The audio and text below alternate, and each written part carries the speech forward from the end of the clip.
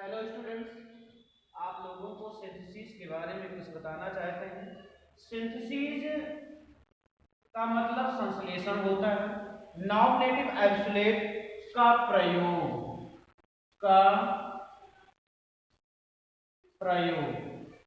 Nominative absolute का प्रयोग ये दो शब्दों से मिलकर ये दो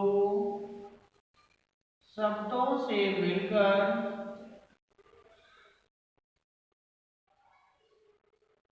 बना है। ये दो शब्दों से मिलकर बना है। नॉमिनेटिव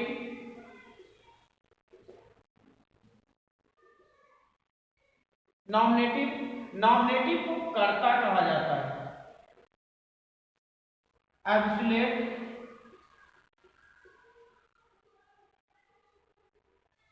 स्वतंत्र।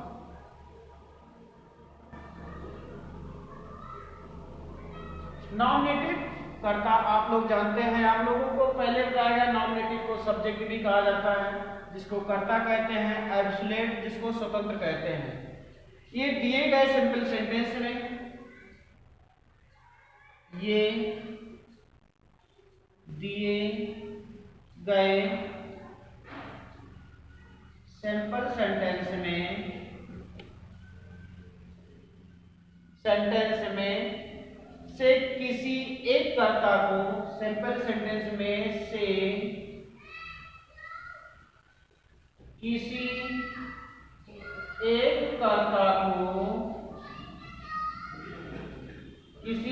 कर्ता को स्वतंत्र करना होता है।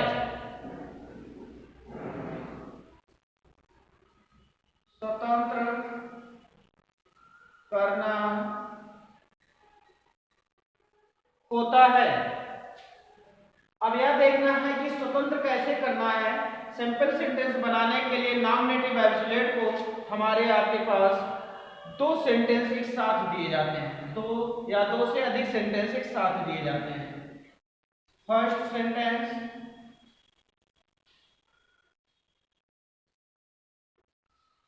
सेकंड।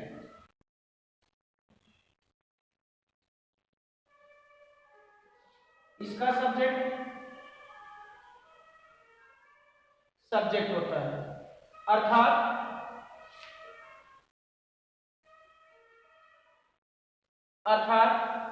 पहले सेंटेंस का सब्जेक्ट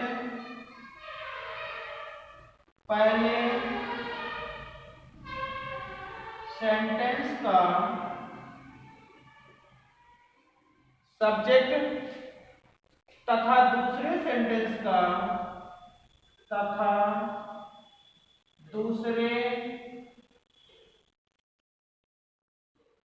सेंटेंस का subject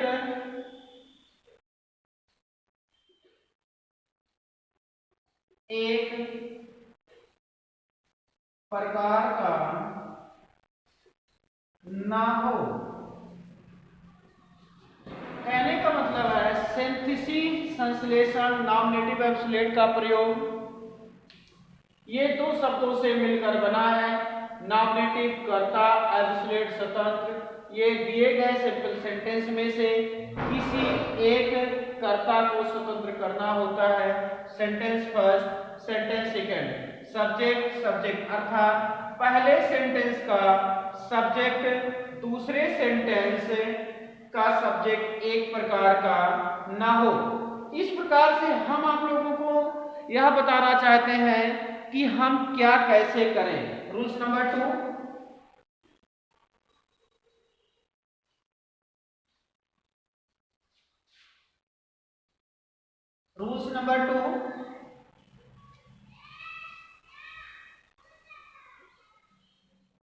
sentence first,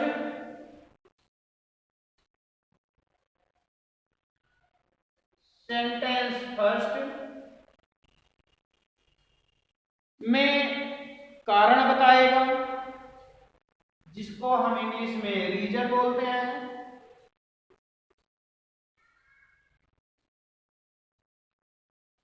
sentence second में रिजल्ट बताएगा। सेंटेंस सेकंड में रिजल्ट बताएगा, जिसको हम परिणाम बोलते हैं। इस प्रकार से हमें आपको यह देखना है,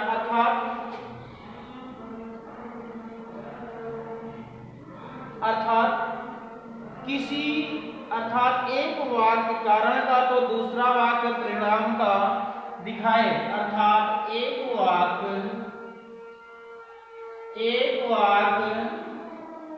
कारण का तथा दूसरा वाक्य परिणाम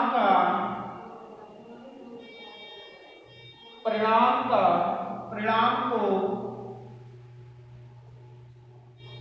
दिखाए।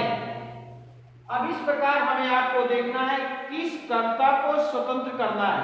Present of time, all students, all person, यह देखना है किस कर्ता को स्वतंत्र करना है। किस कर्ता को स्वतंत्र करना है, स्वतंत्र करना है। अब यहां पर क्वेश्चन प्राप्त हुआ, किस कर्ता को स्वतंत्र करना है।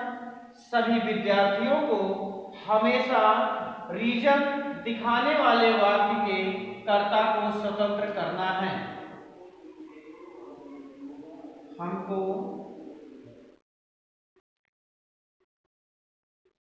हमेशा रीजन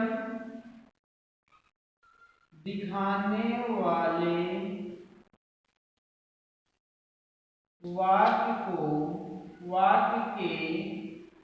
वाक्यों के कर्ता को स्वतंत्र करना है। हमको हमेशा रीजन दिखाने वाले वाक्यों के कर्ता को स्वतंत्र करना है।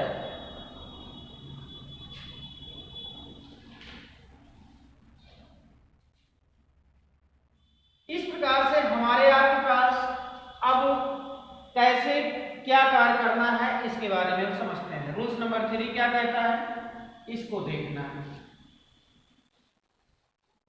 रूल्स नंबर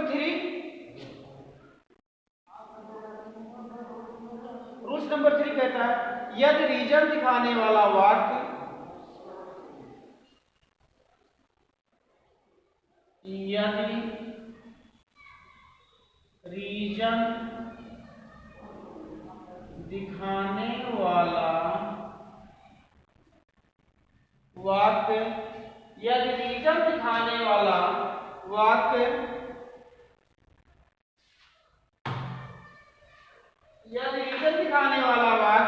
एक्टिव वॉइस में हो, यदि रीजन दिखाने वाला वाक्य एक्टिव वॉइस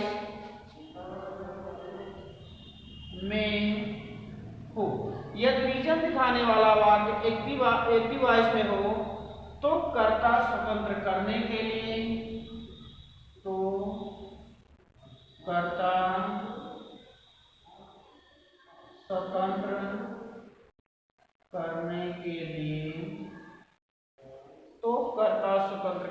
के लिए हमें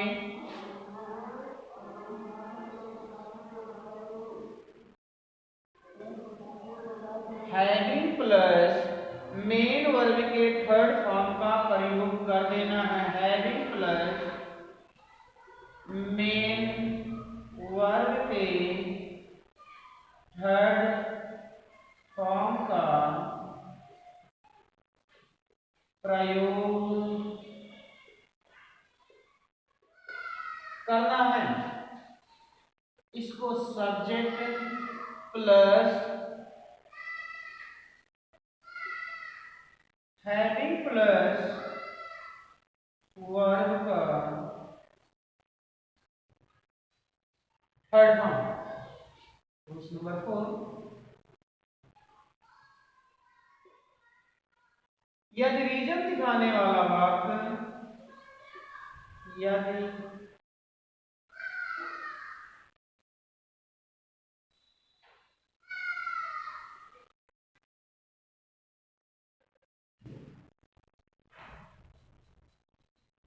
दिखाने वाला वाक्य, यदि रीजन दिखाने वाला वाक्य पैसिव वॉइस में हो,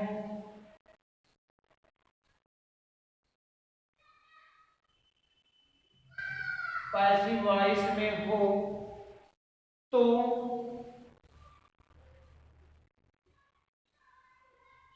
उसे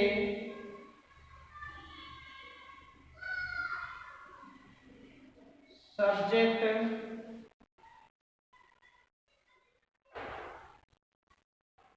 हैविंग में वर्ब का थर्ड फॉर्म। रूल्स नंबर 5, यदि रीजन दिखाने वाला वाक्य, यदि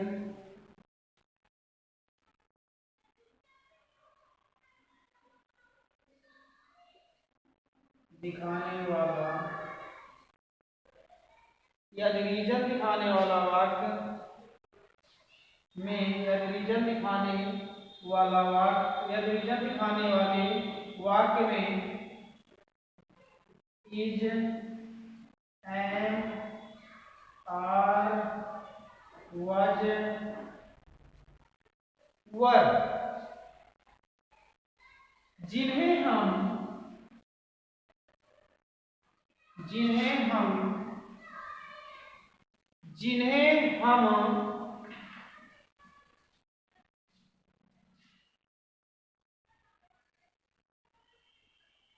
हम use of to be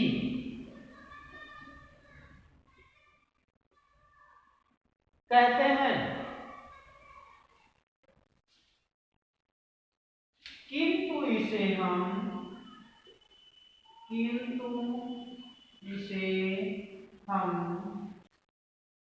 main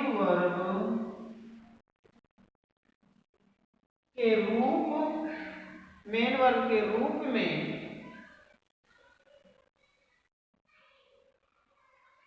कार्य करते हुए पाते हैं। तब हमें कर्ता को स्वतंत्र करने के लिए, तब हमें कर्ता को स्वतंत्र करने के लिए, यदि रीजन दिखाने वाले वाक्य में इज, एम, आर, वज, वर, जिन्हें हम यूज ऑफ टू बी कहते हैं, किंतु इसे हम मेन वर्ब के रूप में कार्य करते हुए पाते हैं, तब हम कर्ता को स्वतंत्र करने के लिए सब्जेक्ट प्लस बीइंग का प्रयोग करते हैं। इस प्रकार से आप लोगों के पास सभी के एग्जाम्पल पेश किए जाएं।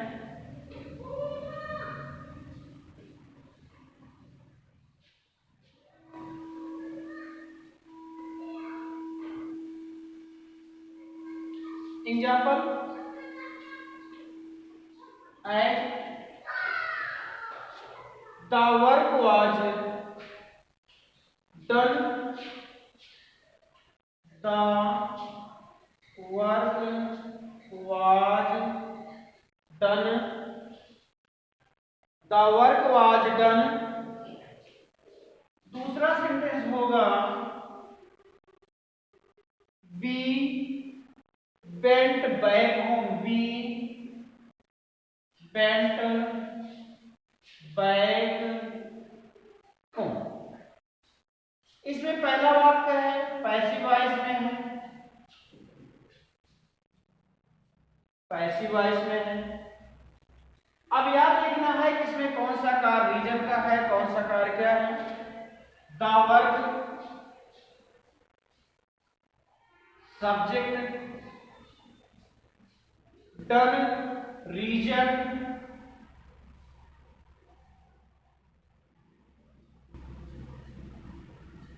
बी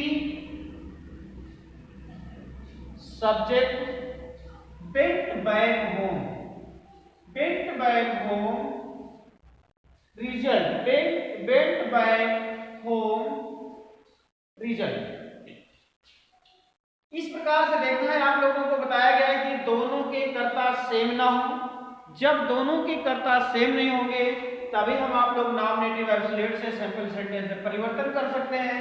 याद देखना है, बताया गया जिस वाक्य में कारण हमें आपको प्राप्त होगा उसी के कर्ता को स्वतंत्र करना है। हमें आपको एग्जाम में लिखना है या फिर कॉपी में लिखना है तो हम आप लोग लिखेंगे सिंपल सेंटेंस लिखेंगे।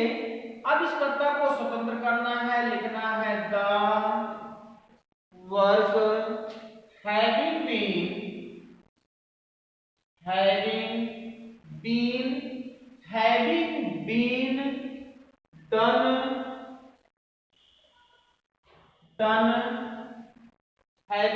done be went back home। इस प्रकार से दूसरा एग्जाम्पल, दूसरा है the teacher entered the class,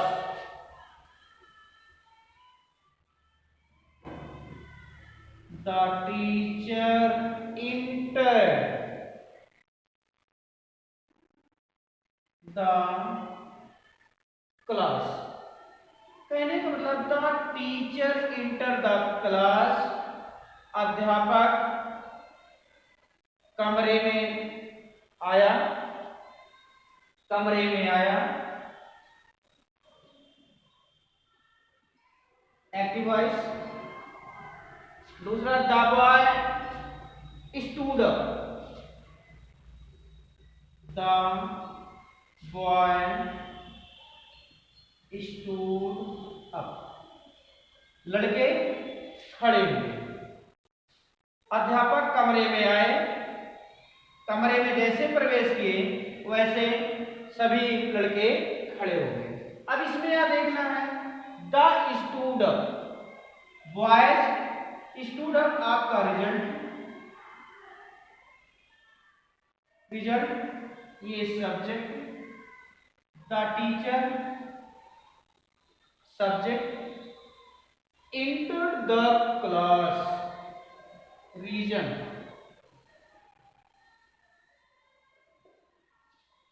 simple sentence में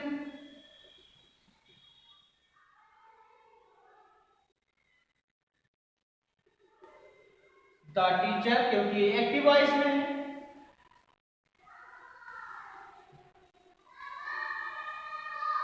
the teacher having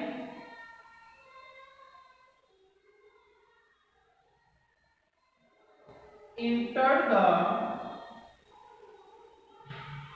class, entered the class, the boy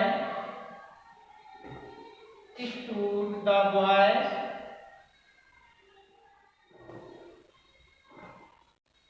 stood up। इस प्रकार से आपके रूल्स नंबर नेक्स्ट के टॉपिक बताए जाएंगे। The teacher inter the class, the boys stood up. Simple sentence the teacher having entered the class, the boys stood up. इस प्रकार से आप लोगों के पास अनेकों प्रकार से एग्जाम के बेस मिले सेंटेंसेस मिलते हैं। तीसरा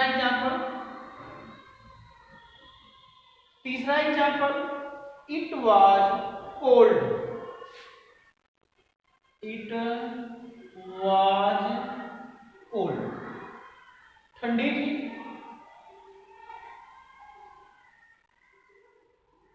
ठंडी थी। No or no one went out. No one went out. No one went out.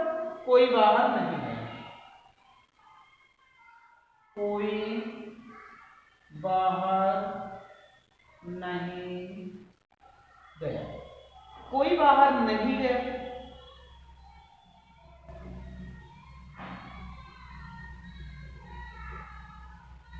Subject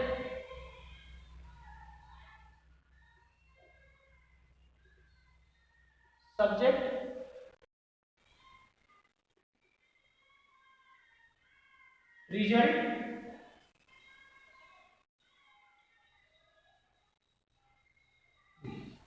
simple sentence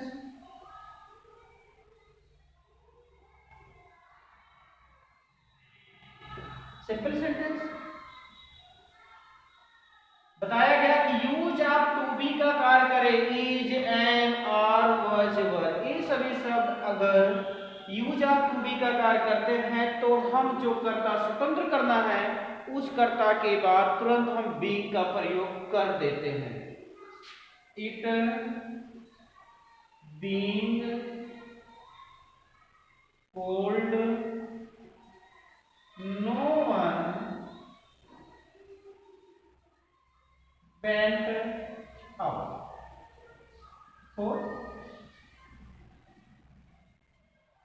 It was a holiday. It was a holiday. छुट्टी थी.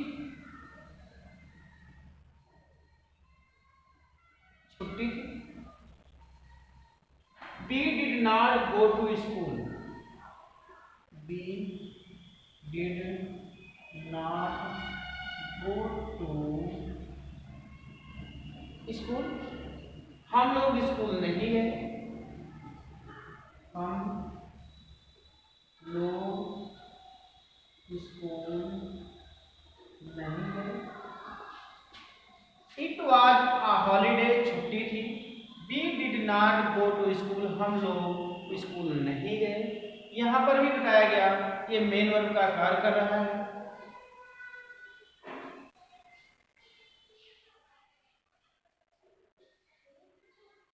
It being a holiday,